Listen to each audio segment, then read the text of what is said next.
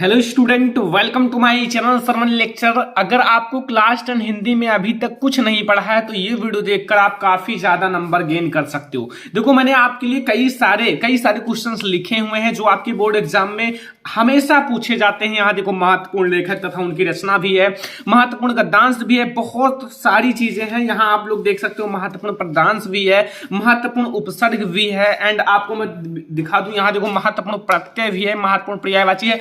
बहुत सारे क्वेश्चंस हैं जो इस वीडियो में अगर आप देखोगे तो आई होप कि आपको बहुत ज्यादा नंबर बोर्ड एग्जाम द्वारा गेन होगा। तो चलो फिर देख लेते हैं। तो वीडियो को लाइक कर देना, चैनल पर नया हो सब्सक्राइब कर लेना। और आप लोगों के लिए ऐसा ही बहुत ही धमाकेदार तैयारी कराई जा रही है सभी सब्जेक्ट का, क्लास 10 के सभी सब्जेक्ट का आप हमारे चैनल पर अच्छे से तैयारी कर सकते हो क्लास 10th का। और आप लोगों को बहुत सारे मॉडल पेपर भी प्रोवाइड किए जाएंगे, और जो आप लोगों के लिए मॉडल पेपर प्रोवाइड किया जा रहा है उसे जरूर पढ़ो अच्छे से, ठीक है। अब यहाँ देखो, क्लास 10 हिंदी अब की बार 90 बार अगर मैं आपको वीडियो प्रोवाइड करूं, उसे आप देखोगे तो 90 नहीं, आप 92-95% भी हिंदी में ला सकते हो। बहुत सारे स्टूडेंट पढ़कर लाए भी हैं। तो आज मैं आपको एक एक क्वेश्चंस कराने वाला हूं। देखो, पहला क्वेश्चन आप देखो यहां क्या लिखा हुआ है। मैं आपको देखो कई सारे क्वेश्चंस कराऊंगा। यहां पहला क्वेश्चन आप देखो क्या लिखा हुआ है, किसी एक एकांकीकार लेखक का नाम लिखिए। मैं आपको किसी एक एकांकीकार लेखक तथा उनका एक एकांकी भी बताने वाला हूं, ठीक है। तो यहां इसका उत्तर आप समझ लो। देखो, आपके बोर्ड एग्जाम में ये सारी चीजें बहुत ज्यादा इंपॉर्टेंट है। अब आप लोगों के लिए मैंने बहुत सारे इंपॉर्टेंट क्वेश्चन लिए, इसलिए मैं इंपॉर्टेंट नहीं लिख रहा हूं क्योंकि हर एक क्वेश्चन इसमें इंपॉर्टेंट ही है। तो यहां आपको मैं बता दूं, यहां रहेगा डॉक्टर राम कुमार वर्मा, ठीक है। आपको पता होगा क्योंकि अगर आप लोग हिंदी की थोड़ी सी भी तैयारी कर रहे हो तो आप लोगों को ये क्वेश्चन जरूर मिला होगा। डॉक्टर राम कुमार वर्मा, जिनका एकांकी है दीपदान, और ये बहुत ज्यादा फेमस एकांकी है। कौन सा? जो ये दीपदान है, बहुत ज्यादा फेमस एकांकी है। तो पहला क्वेश्चन आपको समझ में आ गया होगा। डॉक्टर राम कुमार वर्मा एकांकीकार हैं और इनकी जो फेमस एकांकी है वो है दीपदान। दूसरा क्वेश्चन आप देखो, किसी एक संस्मरण लेखक का नाम आपको बताना है। किसी एक संस्मरण लेखक का नाम। तो देखो, मैं आपको दो संस्मरण लेखक का नाम बता देता हूं, क्योंकि अगर आपको एक ना याद हो तो दूसरा याद होना चाहिए, और ये आपके लिए बहुत ज्यादा इंपॉर्टेंट है। 2011, 2013, 2014, 2015, 2016, 2017, 2018 बहुत बार पूछा गया क्वेश्चन है। तो आओ हम लोग एक एक को देख लेते हैं। तो इसका पहला आप लोग लिखिए, बनारसी दास चतुर्वेदी। क्या है? मैं आपको बता दूं, सारा क्वेश्चन आपको ध्यान से देखना है। बनारसी दास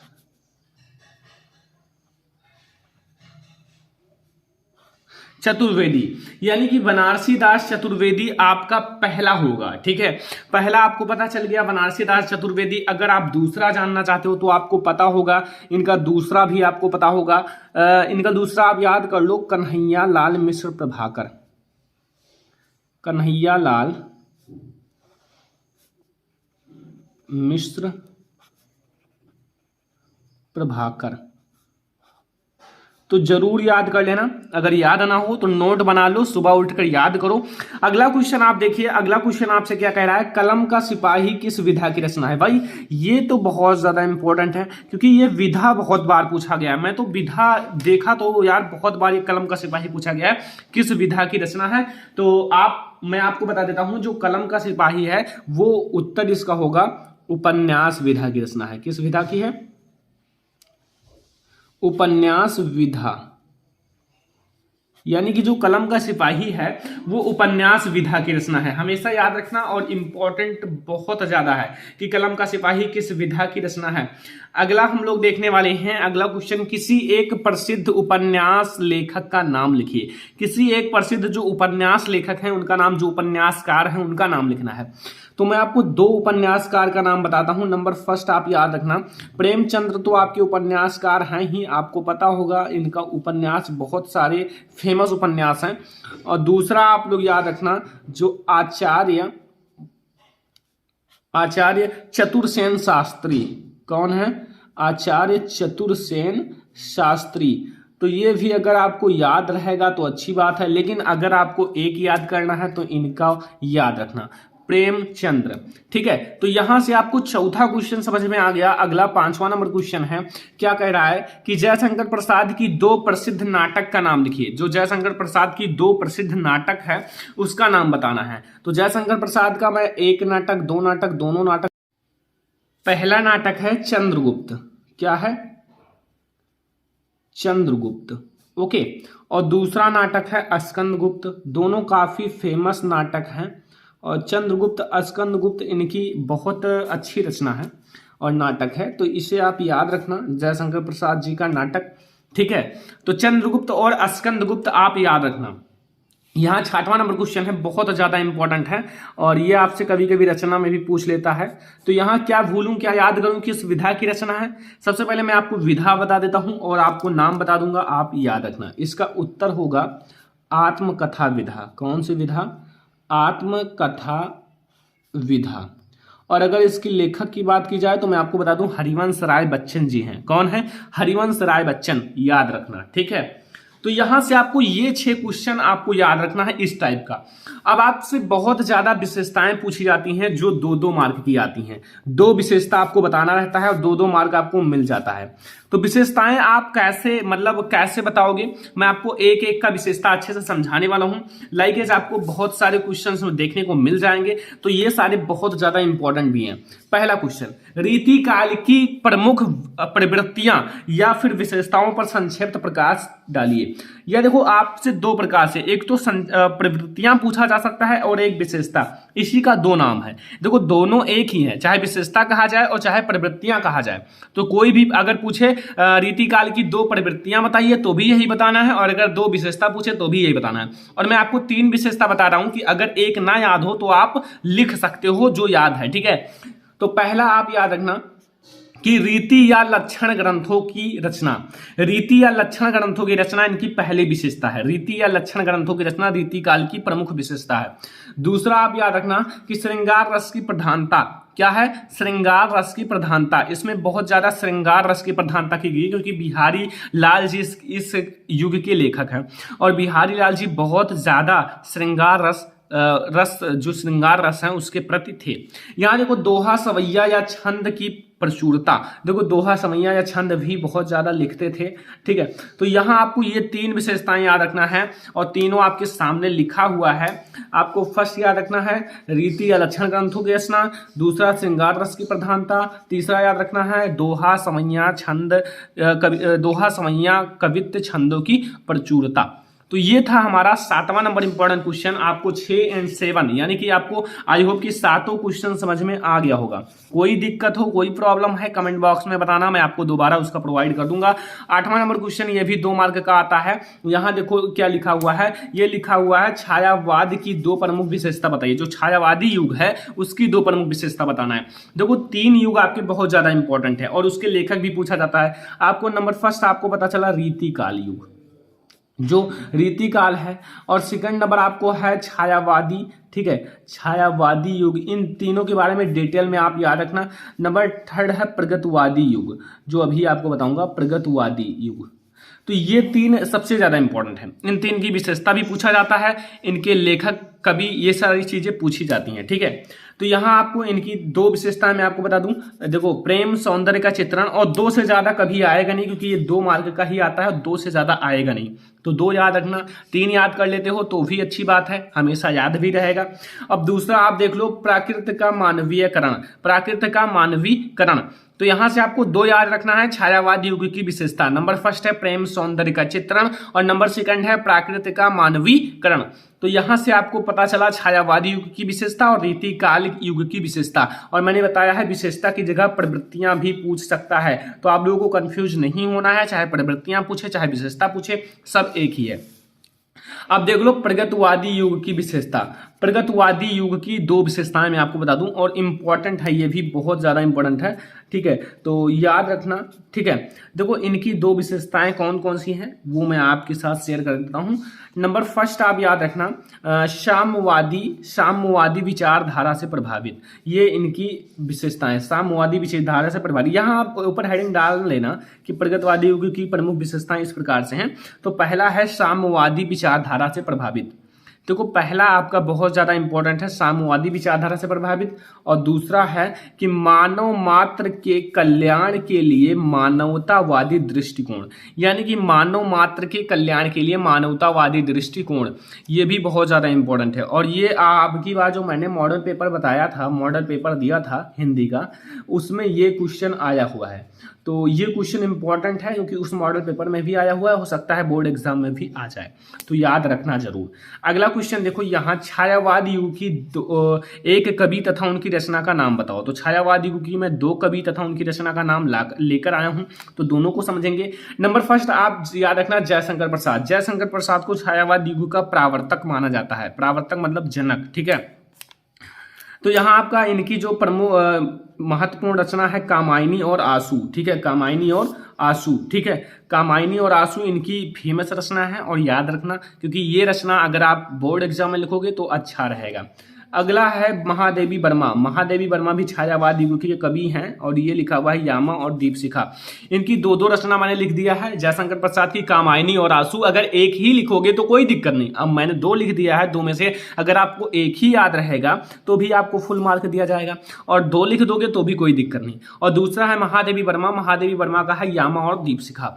अगला देखो, रीति काल की 2 प्रमुख कवि और उनकी रचनाओं का नाम। तो रीति काल के 2 प्रमुख कवि हैं, नंबर फर्स्ट भूषण, नंबर दूसरा बिहारी। और भूषण जी की जो रचना है वो है शिवा बामनी, क्या है, शिवा बामनी, ठीक है। और बिहारी जी की है बिहारी सतसई, क्या है, बिहारी सतसई। तो यहां से आप दोनों याद रखना। नंबर फर्स्ट भूषण, भूषण जी की रचना है शिवा बामनी, और इनकी रचना है बिहारी की है बिहारी सतसई। तो यहां से आपको ये आपको 11 क्वेश्चन तो तैयार ही कर लेना है, इसके बाहर आप तैयार करो या ना करो, लेकिन इतना आपको तैयार कर लेना है। इसमें से आपका 100% बहुत सारे क्वेश्चन आएंगे। अब यहां से एक चीज और लाया हूं, वो भी तैयार कर लेना, लेकिन ये सारे नोट कर लो। अगर आप लोग नोट्स नहीं बना रहे हो तो सबसे गलत काम कर रहे हो। आप लोग जो मैं पढ़ा रहा हूँ, हिंदी हो, इंग्लिश हो, कोई भी सब्जेक्ट हो, उसका यार नोट्स बनाओ अच्छे से, क्योंकि अगर आप नोट्स बनाओगे तो हो सकता है कि बोर्ड एग्जाम में आपको बहुत ज्यादा हेल्प मिले उस नोट्स से, तो वो नोट्स बना लो। अब देखो हमारा अगला है महत्वपूर्ण लेखक तथा उनकी रचना का नाम। इसमें जो सबसे इंपॉर्टेंट है, जो बोर्ड एग्जाम में आने वाले हैं, जो BIMP हैं, यानी कि सबसे महत्वपूर्ण रचनाएं हैं, उन्हीं को हम डिस्कस करने वाले हैं, उन्हीं को बताने वाले हैं, ठीक है। तो वो आप लोग जितना चीजें इसमें बताई जाएंगी उतना आपको नोट कर लेना है, आप लोगों को नोट जरूर बनाना है, ठीक है।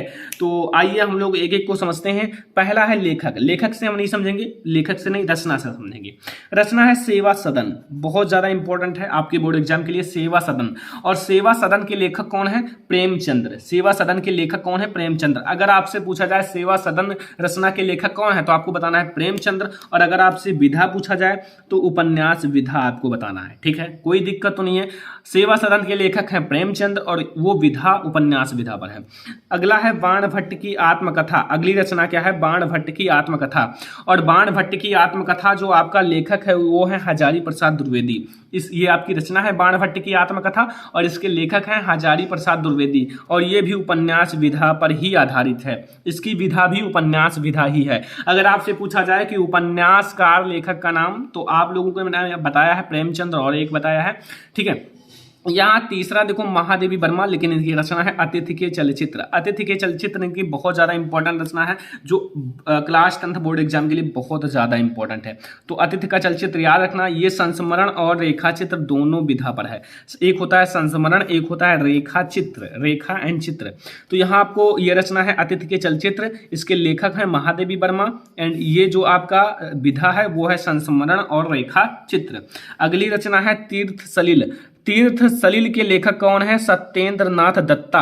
सत्येंद्रनाथ दत्ता, ठीक है, तीर्थ सलिल। और तीर्थ सलिल के लेखक हैं सत्येंद्रनाथ दत्ता, और ये है विधा है अनुदित काव्य, अनुद्वितीय काव्य, ठीक है। अगला है चिंतामणि। चिंतामणि के रचनाकार कौन है, या चिंतामणि रचना है बहुत ज्यादा इंपॉर्टेंट है भाई, याद रखना, ओके।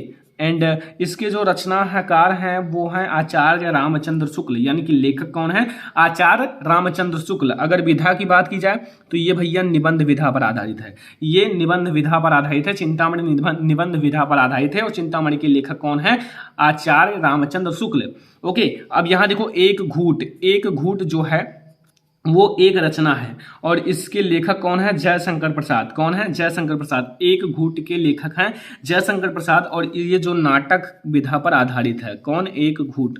तो जयशंकर प्रसाद जी का एक घूट भी एक नाटक ही है। ओके, अगला है शिक्षा और संस्कृति। शिक्षा और संस्कृति के लेखक हैं डॉक्टर राजेंद्र प्रसाद। कौन है? डॉक्टर राजेंद्र प्रसाद। और ये विधा है निबंध विधा पर। निबंध विधा पर, ठीक है। विधाएं भी याद रखना, विधा भी कभी केवल विधा ही पूछ लेता है कि शिक्षा और संस्कृति किस विधा पर आधारित है, तो आपको बताना है निबंध विधा पर। अगला देखो, खून के छींटे, बहुत ज्यादा इंपॉर्टेंट है क्लास 10 के लिए और ये भगवत शरण उपाध्याय इसके लेखक हैं। भगवत शरण उपाध्याय जी का ये रचना बहुत ज्यादा इंपॉर्टेंट है क्लास 10 के लिए और ये भी निबंध विधा पर ही आधारित है, ठीक है। तो ये आपको समझ में आ रहा है ना। 8 हो चुके हैं। 9 नंबर क्वेश्चन है किन्नर देश में। किन्नर देश में इसके लेखक हैं राहुल संस्कृत्यानंद और ये जो है यात्रा वृत्त विधा पर आधारित है। किस विधा पर है?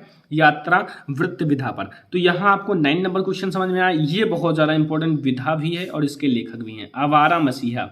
आवारा मसीहा के लेखक हैं विष्णु प्रभाकर। कौन है? विष्णु प्रभाकर। याद रखना, बहुत ज़्यादा इंपॉर्टेंट है क्लास 10 के लिए। और ये जो है जीवनी विधा पर है।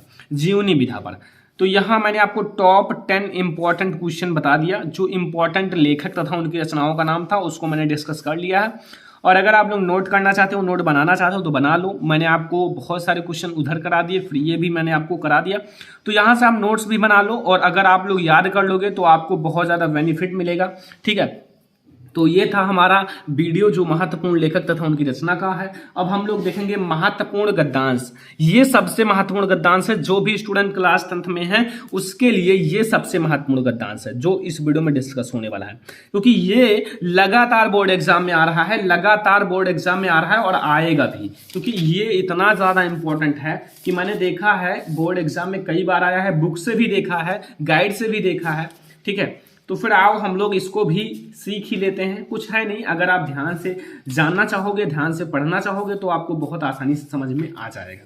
तो यहाँ सबसे पहले आप इसे पढ़ो और अंडरलाइन जो है यानी कि रेखांकित अंश की व्याख्या भी करना है, ठीक है, और संदर्भ लिखना है, व्याख्या करना है। तो सबसे पहले आप इसे ध्यान से पढ़ो। अगर आप ध्यान से पढ़ लोगे ना तो इसका व्याख्या आपके माइंड में ऑटोमेटिक आ जाएगा और फिर आपको वो जो क्वेश्चन देगा ना उसका भी कुछ ना कुछ आपको आंसर पता चल जाएगा। लाइक अभी आप ध्यान से पढ़ लो एक बार, फिर मैं आपको दिखाता हूं। देखो लिखा है कुसंग, जो कुसंग का ज्वर सबसे भयानक होता है। किसका ज्वर? कुसंग का। और यह केवल नीति और सद्बुद्धि का ही नाश नहीं करता बल्कि बुद्धि भी क्षय कर देता है। नीति और सत्वृद्धि का ही नाश नहीं करता बल्कि ये बुद्धि का भी नाश करता है, बुद्धि का क्षय करता है। और किसी युवा पुरुष की संगत बुरी होगी तो अगर कोई युवा पुरुष है जो अपनी यूथ अवस्था में है और अगर उसकी संगत बुरी होगी तो उसके पैरों में बधी चक्की के समान होगी। लाइक अगर वो कुसंग ज्वर बहुत भयानक है, अगर उसका वो साथ करेगा तो उसका जो वो एक चक्की के समान बन जाता है, ना उसे चलने देता है, वहीं स्थिर रह जाता है। अगर उसकी अर्निंग एक दिन में 100 रुपए है तो 100 रुपए ही रह जाती है, चक्की के समान वहां स्थिर रह जाता है। और हाँ, बाद में गिर भी जाता है, क्योंकि अगर वो कोशिश करेगा तो गिर जाएगा लेकिन आगे नहीं जाएगा, ठीक है। और यहां देखो, जो उसे दिन रात अवनति के गड्ढे में गिराती जाएगी, यानी कि उन्नत नहीं करने देगी, उसे दिन रात अवनति के गड्ढे में गिराती जाएगी। और यदि अच्छी होगी यानी कि उनकी दोस्ती अच्छी होगी, अच्छे लोगों का साथ करेंगे तो सहारा देने वाली बाहु के समान। बाहु का मतलब क्या होता है? बाहु का मतलब होता है सहारा, यानी कि सहारा देने वाले बाहु। बाहु का मतलब आप समझ लो निरंतर, मतलब पथ पर निरंतर आगे बढ़ना, ठीक है, होगी, यानी कि बाहु के समान होगी जो उसे निरंतर उन्नति की ओर उठाती है। बाहु का मतलब होता है सहारा। तो यहां आपको 3 क्वेश्चन आएगा आपके बोर्ड एग्जाम में। नंबर फर्स्ट, आपको प्रस्तुत जो अवतरण है या गद्यांश है उसके पाठ का नाम और लेखक का नाम लिखना है। अब आप बताओ ये किस पाठ से लिया गया है और इसके लेखक कौन है, आप लोग जल्दी से बताओ। और यहाँ रेखांकित अंश की व्याख्या करना है। देखो यहां से, जो किसी युवा पुरुष की संगत बुरी होगी तो वह उसके पैर में बंधी चक्की के समान होगी। यहां से लेकर आपको यहां तक व्याख्या करना है जितना अंडरलाइन है। और कुसंग का क्या प्रभाव होता है, कुसंग जो है, कुसंग का क्या प्रभाव होता है। तो यहां आपको मैं इन तीनों का क्वेश्चन का आंसर बताने वाला हूं। सबसे पहले आप संदर्भ लिखना सीख लो। संदर्भ में आपको लिखकर समझा देता हूं, फिर आपको व्याख्या भी समझाऊंगा और इसका एक जो आपका प्रश्न उत्तर है उसे भी समझाऊंगा। तो सबसे पहले आप लिखो प्रस्तुत, जो आपका प्रस्तुत गद्य अवतरण, यानी कि जो आपका प्रस्तुत गद्य अवतरण है, ठीक है।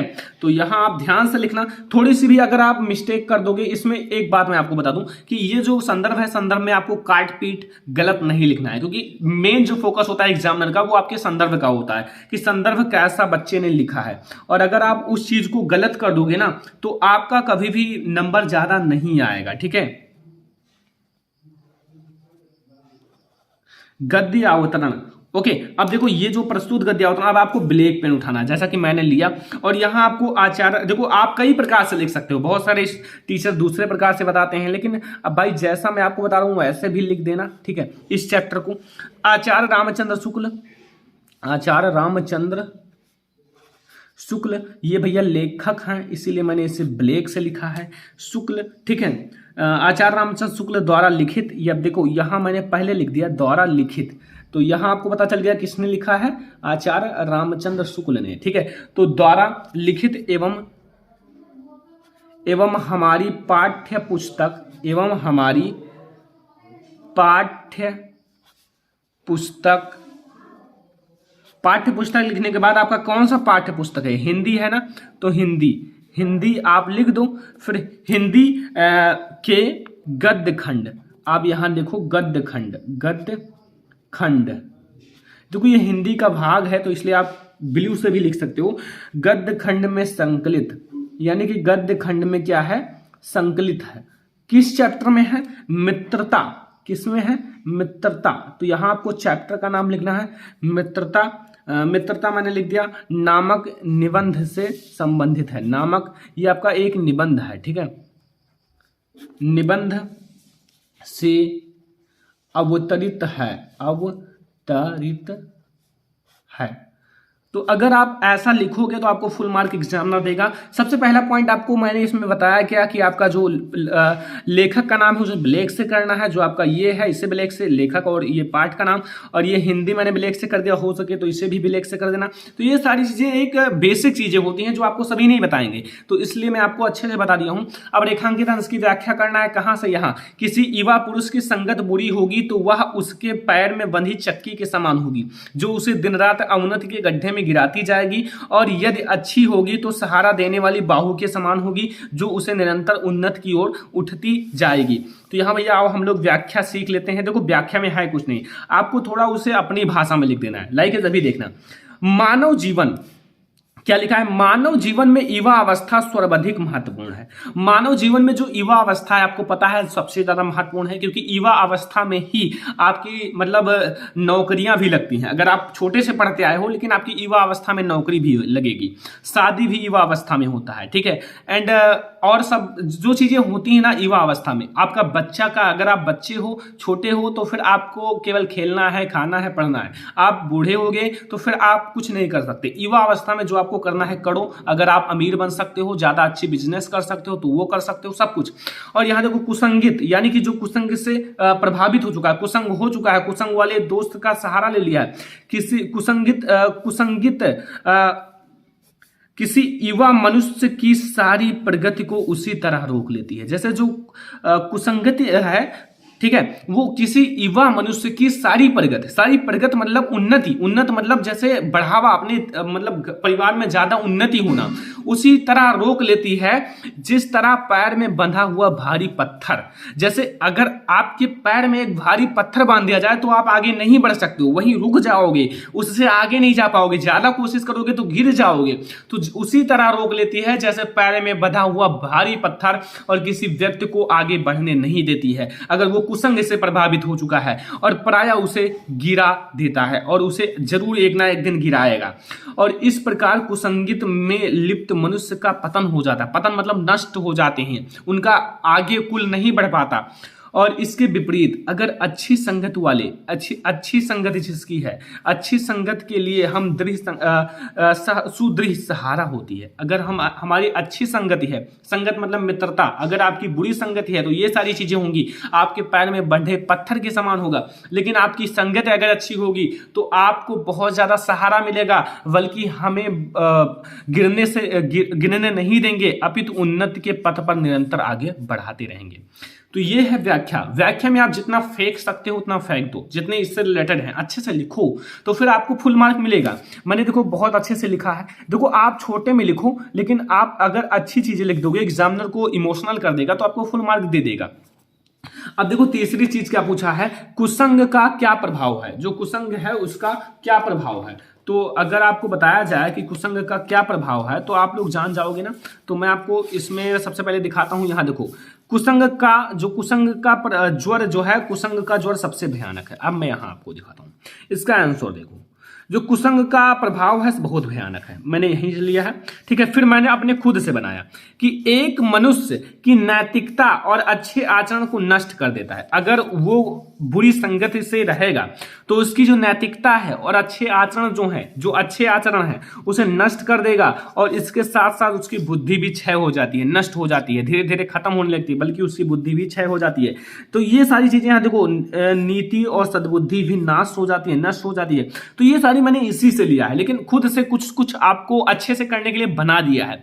तो अगर आप थोड़ा सा अपना खुद माइंड लगाओगे तो फुल मार्क आप अचीव कर लोगे। तो ये था हमारा इंपॉर्टेंट गद्यांश, जो आई होप कि आपको समझ में आ गया होगा, कोई दिक्कत नहीं होगा क्योंकि बहुत इजी है। अब देखो अगला, ये आपका बहुत इंपॉर्टेंट पद्यांश है, जो आपको संदर्भ, प्रसंग, व्याख्या सब कुछ लिखना है। इसका संदर्भ भी लिखना है, प्रसंग भी लिखना है, व्याख्या भी लिखना है। तो अगर आप नहीं जानते हो तो अभी आप जान जाओगे, कोई दिक्कत नहीं है, आप तुरंत जानोगे, लिखना भी सीख जाओगे। संदर्भ, प्रसंग, व्याख्या लिखा क्या है, बढ़त बढ़त संपत्ति सलिल मन सरोज बढ़ जाए, और घटत घटत सुना फिर घटे वर समूल कहिलाए। अब आप इसे नहीं समझ पाओगे क्योंकि व्याख्या तो आपने पढ़ा नहीं। तो अगर पढ़े होंगे तो समझ गए होंगे, लेकिन अगर नहीं पढ़ा है तो अभी आप समझ जाओगे। लेकिन पढ़ना स्टार्ट कर दो भैया, 6 नंबर का सवाल है, 6 नंबर अगर आप छोड़ दोगे तो कभी आप 90% नहीं अचीव कर पाओगे। तो पढ़ो, अच्छे से पढ़ो यार, क्योंकि अगर आपको अच्छे से पढ़ोगे तो आपका अच्छा नंबर आएगा, और अगर आप टॉपर बनोगे तो आपका भी नाम होगा, आपके माता पिता का भी नाम होगा, और फिर आप लोग भी काफी अच्छे मतलब पोस्ट पर जा सकते हो। तो यार अच्छे से पढ़ो यार, पढ़ना है तो पढ़ो, ठीक है, अच्छे से पढ़ो। यहां आप देखो लिखा हुआ है, बढ़त बढ़त संपत्ति सलिल मन सरोज बढ़ जाए, घटत घटत सुना फिर घटे वर समूल कहिलाए। अब मैं आपको सब कुछ बताता हूं। सबसे पहले आपको संदर्भ लिखना है। अब आपको क्या पता है ये किस चैप्टर से लिया गया है, इसके लेखक कौन है, पता हो तो अच्छी बात है, नहीं पता है तो भी कोई दिक्कत नहीं, मैं आपको बता दूंगा। लेकिन अगर आपको पता है तो भाई मुझे बहुत अच्छा लगेगा। लेकिन चलो फिर हम लोग देख लेते हैं। देखो यहां आपको लिखना है प्रस्तुत पद, यहां इसके लेखक बिहारी लाल जी हैं, ठीक है। तो यहां आपको संदर्भ में लिखना है प्रस्तुत दोहा, ये आपका एक दोहा है, प्रस्तुत दोहा कविवर। अब यहां मैं लिखता हूं ब्लैक से क्योंकि बिहारी लाल जी इसके रचनाकार हैं। विहारी कविवर विहारी द्वारा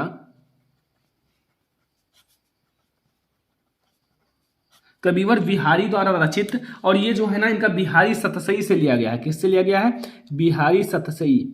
बिहारी, इनकी ये भी एक रचना है बिहारी सतसई, जो कि अभी मैंने आगे बताया है। बिहारी सतसई से हमारी पाठ्य पुस्तक, हमारी पाठ्य पुस्तक। अब ये कौन सा पुस्तक है, हिंदी, ठीक है। बहुत अच्छे से बता रहा हूं, अगर ऐसा लिखोगे तो बहुत अच्छा मार्क मिलेगा भी। हिंदी के काव्य खंड, ये कोई दिक्कत नहीं, इसे आप ब्लैक से ही लिखो, नहीं ब्लू से। काव्य खंड, वो गद्य खंड था, ये काव्य खंड है, में संकलित, में संकलित। अब इस चैप्टर का क्या नाम है, भक्ति। क्या है, भक्ति, ठीक है, भक्ति शीर्षक से उद्गृत है, शीर्षक से उद्गृत है या फिर अवतरित है, कुछ भी लिख सकते हो। चलो हम उद्गृत ही लिख देते हैं, उद्गृत है। तो यहां से आपको सबसे पहले समझ में आया भैया संदर्भ। संदर्भ में कुछ नहीं है, इसे मैं थोड़ा सा हाईलाइट कर देता हूं क्योंकि आपको ये प्रसंग लिखना है। संदर्भ, प्रसंग, व्याख्या। तो यहाँ आपको संदर्भ में कुछ नहीं है, आपको भैया पाठ का नाम और लेखक का नाम, ये सारी चीजें आनी चाहिए। और आपको जो अच्छे से याद है तो अब बढ़िया से लिखो यार, सब कुछ आपको मिलेगा, नंबर भी मिलेगा, सब कुछ। प्रसंग देखो, प्रसंग में बहुत छोटी सी चीज बताई गई है। प्रसंग में आपको इस पूरे का जो आपका है उसका व्याख्या का उसका छोटा सा निचोड़ लिख दो। लाइक प्रस्तुत दोहे में कवि ने धन के बढ़ने पर मन पर पड़ने वाले प्रभावों का वर्णन किया है। अगर धन बढ़ जाएगा तो मन पर क्या प्रभाव पड़ेगा, यही कवि ने कहा है। अब हमें इसका भैया व्याख्या करना है, पढ़ लो एक बार, फिर हम लोग व्याख्या करते हैं। कोई दिक्कत नहीं, बहुत इजी है, आपको 2 मिनट में समझा दूंगा, ठीक है। यहां लिखा हुआ है कवि कहते हैं, कवि कौन है, बिहारी लाल जी। कहते क्या है अभी आप समझ जाओगे। कहते हैं कि धन रूपी जल के बढ़ जाने के साथ साथ मन रूपी कमल भी बढ़ता चला जाता है। जो धन रूपी मन है, यानी कि यहां धन की तुलना नहीं, धन रूपी जल है, जल, धन की तुलना जल से की गई है और मन की तुलना कमल से। यानी कि जो धन रूपी जल के बढ़ जाने के साथ साथ मन रूपी कमल भी बढ़ता चला जाता है, ठीक है। किंतु आपको क्या लिखना है, किंतु जल के घटने के साथ साथ मन रूपी कमल नहीं घटता है, अपितु समूल नष्ट हो जाता है। जैसे जब बहुत ज्यादा पानी आ जाए, पानी मतलब बरसने लगे, तो उसमें कमल जो खिलते हैं वो मतलब अगर पानी ज्यादा होता चला जाता है बाढ़ की तरह, तो उसके जो समूल है, समूल मतलब उसके जो डंठल है, डंठल वो भी बढ़ता चला जाता है। लेकिन जब पानी कम होता जाता है तो उसका डंठल नहीं कम होता। जब बहुत ज्यादा पानी कम हो जाता है तो वो वहीं से टूट जाता है। टूटने का अर्थ है यहाँ कि अगर आपके पास बहुत ज्यादा धन हो गया, लाइक आप पहले गरीब थे, फिर आपके पास बहुत ज्यादा धन हो गया, तो आपका मन भी आपका बढ़ता चला जाएगा। आप खाते थे भैया दाल चावल, फिर आप खाना स्टार्ट कर दिए और अच्छी अच्छी चीजें, और आप 5 स्टार होटल में खाना स्टार्ट कर दिए। लेकिन अगर आपका धन कम हो जाएगा तब भी आपका मन नहीं कम होगा। मन तो वही कहेगा यार चलो वही खाते हैं 5 स्टार होटल में, लेकिन आपके पास रुपए नहीं है तो आप कैसे खाओगे। तो वही कहा गया है कि बहुत अच्छी चीज कहा गया है। अगर आप अपने लाइफ से कंपैरिजन करते हो तो अच्छी बात है। देखो आप हमेशा सीमित खर्चा करो, ठीक है, आपके पास रहना चाहिए। यहां कहने का अर्थ है कि कभी कहते हैं कि धन रूपी जल के बढ़ जाने के साथ साथ मन रूपी कमल भी बढ़ता चला जाता है, किंतु धन रूपी यानी कि धन रूपी जल के घटने के साथ साथ मन रूपी कमल नहीं घटता, अपितु समूल नष्ट हो जाता है। अर्थात जो धन के बढ़ जाने पर मन की इच्छाएं भी बढ़ जाती हैं। अगर आप धन के बढ़ जाने के साथ साथ मन रूपी इच्छा क्यों कहा गया बढ़ जाती है। अगर आप आज 10 रुपए खाते थे तो कल आपके पास रुपए ज्यादा हो गए तो आप 50 रुपए खाने लगोगे, 100 रुपए। लेकिन अचानक आपके पास रुपए कम हो जाए तो भी मन कहेगा यार अगर उतना ही मिलता तो अच्छा रहता, ठीक है। तो ऐसे में इच्छाएं भी बढ़ जाती हैं, परंतु धन घट जाने पर इच्छाएं नहीं घटती। मैंने कहा है कि धन घट जाने पर इच्छाएं नहीं घटती हैं। तब परिणाम यह होता है कि मनुष्य यह सह नहीं पाता। सहने का अर्थ है कि सह नहीं पाता और दुख के मारे हुए समान हो जाता है, और दुख से मरे हुए के समान हो जाता है। समझो वो मरे हुए के समान है। तो यहां से आपको संदर्भ प्रसंग व्याख्या ऐसा लिखना है कि बोर्ड एग्जाम का एग्जामिनर को छू जाए, अंदर से कुछ लगे हाँ बच्चे ने पढ़ा है। क्योंकि अगर आप जैसा बताया गया ऐसा लिख दोगे तो हाँ एग्जामिनर को लगेगा अंदर से हाँ बच्चे ने कुछ पढ़ा है यार, कुछ ना कुछ अच्छा लिखा है, बहुत अच्छे से लिखा है। अगर ऐसा लिखोगे तो फुल मार्क आपको मिलेगा। तो थोड़ा सा आप देखो, लिखते तो सभी हैं लेकिन कुछ बच्चे थोड़ा अलग लिख देते हैं कि एग्जामिनर को बहुत अच्छे से समझ में आए, और वो जब अलग लिखते हैं ना तो एग्जामिनर उसको फुल मार्क देता है। तो ध्यान से आप पढ़ो, अच्छे से पढ़ो, आपके पास समय है पढ़ने का, पढ़ लो अच्छे से, ठीक है। फिर हम लोग अब देखते हैं भैया अगला चीज। यहां देखो, आप वीडियो को लास्ट तक देखना, बहुत अच्छी चीज बता रहा हूं। यहां आपको मैं बता दूं, सबसे पहले हम लोग उपसर्ग की बात करेंगे। उपसर्ग जितनी आज मैं आपको बता रहा हूं 3 नंबर पक्का हो ही जाएगा, इससे बाहर उपसर्ग आपके आएंगे नहीं। तो अगर आप इतना पढ़ लोगे तो उपसर्ग भी आपका कंप्लीट हो जाएगा। पहला अन्न का आप देखो, अन्न आपको आगे जोड़ना है और कोई अच्छा सा शब्द बनाना है, लाइक इज अनवर और अनअवसर। देखो ये क्या लिखा हुआ है, अनअवसर, ठीक है। और अगला देखो अनंत, अगला देखो अनंत, देखो अन आगे जोड़ा गया, इसमें भी अन आगे जोड़ा गया, तो आगे जोड़कर कोई शब्द बनाना है। अनुचित, अन आगे जोड़ा गया तो अनुचित, तो ऐसे आपको बनाना है। ये होता है उपसर्ग। दूसरा देखो अनु में आपको अनु में अनुकरण, अनुरूप, अनुभव, तो ये तीनों देखो बहुत अच्छे। अनु आगे जोड़ा गया, अनु, तो ये है आपका उपसर्ग। तो अनुकरण, अनुरूप, अनुभव, तो ये आप बना सकते हो ना, कोई दिक्कत नहीं। देखो आपको आपके हैंड में, अगर आप थोड़ा माइंड ग्रो करोगे। जैसे अगला दे दिया गया, लाइक ये मैं थोड़ा सा छुपाता हूं, देखो ये लिखा है सू, तो आप बनाओ, देखो सू, सू से आप क्या बना सकते हो? सोचो, लिखा है भाई, लिखा है, मैंने लिखा है, लेकिन आप सोचो आप क्या बना सकते हो? जैसे आपने 2 बताया, 3 बताया, फिर अभी मैं ऊपर वाला बताता हूं तीसरा। तो इससे आप बना सकते हो, देखो सुमार्ग, सुगम, सुभाषित, और ये देखो तीसरा अधि। अधि का अब होता है अधिकार, अधिपति, अधिनायक। तो ऐसे अगर आप बनाओगे तो फिर आपको ज्यादा इंपॉर्टेंट लगेगा, ठीक है।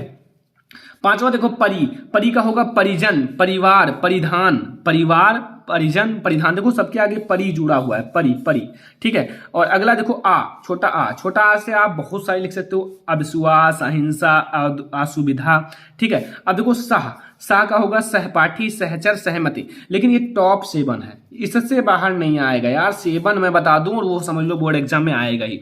तो अन, अनु, अधि, सु, परि, आशा, इसे आप तैयार कर लो, ठीक है। और मैंने आपको 3 बता दिया, लिखना तो 1 या 2 है, लेकिन आपको 3 क्यों बताया गया? 3 याद रहेगा तो 1-2 तो आप सीख जाओगे। अगर आप समुद्र में तैर सकते हो तो भैया तालाब क्या चीज है, उसमें तो आप ऑटोमेटिक तैरना सीख जाओगे। तो ये है आपका ट्रिक। अगर आप सब कुछ तैयार कर लोगे तो फिर आपको 90% लाने से कौन रोक सकता है? यही वीडियो देखकर आपका बहुत सारी चीजें तैयार हो रहा है। महत्वपूर्ण प्रत्यय, महत्वपूर्ण प्रत्यय 2 मार्क का आता है। मैं आपको ज्यादा नहीं, लेकिन हाँ जो इंपॉर्टेंट है वही बताऊंगा। आई, आई का होगा चतुराई, चौड़ाई, लंबाई। देखो लास्ट में सबके आई आ गया, क्योंकि ये लास्ट में जोड़ना है, पीछे आई, बड़ा, बड़ी आई, ठीक है। और अगला देखो ता, खाली तापे आगमन ता, सुंदरता, मधुरता, महानता, सुंदरता, मधुरता एंड महानता। अगला देखो आवट, आवट का होगा सजावट, लिखावट, थकावट। देखो लास्ट में आवट, आवट मैंने जोड़ दिया है, तो उपसर्ग आगे जोड़ा जाता है लेकिन प्रत्यय पीछे जोड़ा जाता है। देखो आइन, आइन का होगा सेठाइन, ललाइन एंड पंडिताइन। अच्छी है, याद रखना। पर्यायवाची अब हम लोग देख लेंगे भैया, 2 मार्क का आएगा, पर्यायवाची भी थोड़ा समझ लो।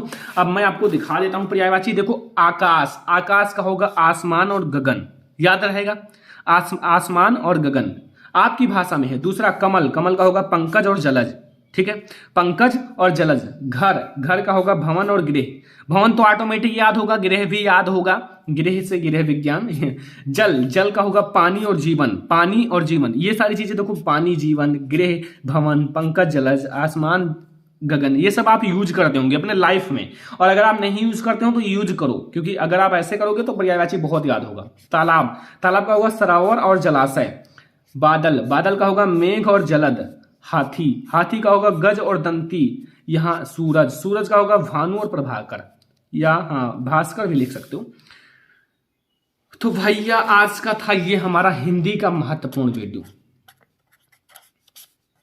देखो इसे लिखने बनाने में आप सोच सकते हो कितना समय लगा होगा, 5 से 6 घंटे, वो भी कम है यार, इतना तो मैंने लिखा है।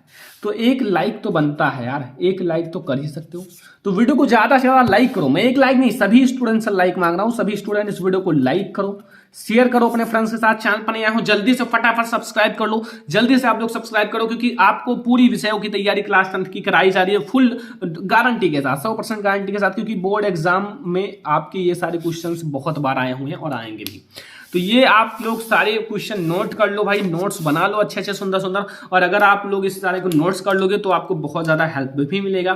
तो चलो फिर इस वीडियो को लाइक कर देना, चैनल पर नया हो सब्सक्राइब कर लेना। चलो फिर मिलते हैं किसी और नेक्स्ट वीडियो में, तब तक के लिए धन्यवाद।